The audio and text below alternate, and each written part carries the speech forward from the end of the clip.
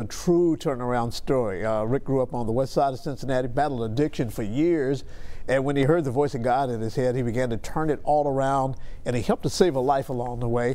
This is his new book. It's Spiritworks, God's Story, Freedom from Addiction, and Rick joins us now to talk about his journey, to talk about what led to him writing this book. And Rick, thanks so much, first of all, for coming in to talk about this. It sounds to me as if you were at about the lowest point that you could go. Explain to us just how your life was before you had to turn around. Just living with constant bad choices, experimenting with drugs and alcohol, and hanging with people I shouldn't have been with. I was on a really destructive spiral. I couldn't get off of it. Yeah. What is it turned it around for you? What was the sequence of events that happened for you? What turned it around for me was I had to go to court one morning, and before I went in the bathroom and I cried out to God to free me. I didn't want to die the alcoholic or the drug addict, and I asked God to remove my desire for alcohol and drugs, and that's exactly what he did. And so it happened for you just like almost instantaneously in that case? Yeah, I poured the alcohol and the cocaine down the drain. I broke my cigarettes, and I asked God to cleanse my tongue. And after I cried, I literally stood up a new man. What happened for you next then in your life? You were able to kick these addictions. What happened for you next? After that, I met and I fell in love with my current wife, Stephanie. We have 2 beautiful kids. And I walk in the house one day. I got a habit. I grabbed the remote and I turned the TV on.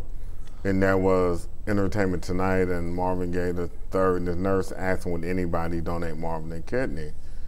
And the whole time they were talking, I didn't hear them. God kept saying, help him. So I wrote the number down. And you called the number?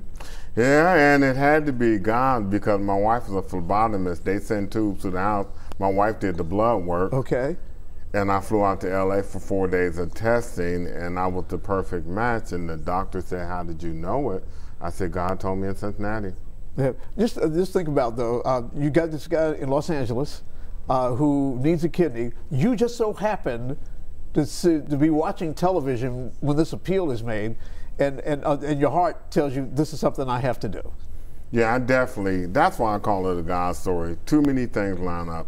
We got 400 channels. I happen to be in that channel, happen to be Entertainment Tonight. My wife happened to be a phlebotomist. I happen to be a perfect match. That's too much coincidence for me. Yeah. Now all of these things happening for you led you to want to write this book. Tell us why you wanted to write the book and what you put in it, what you hope to accomplish with it. I want people to know that we don't have to die alcoholics and drug addicts, and we don't have to die being, the bad and destructive people that we are to ourselves because we get that energy out to the world.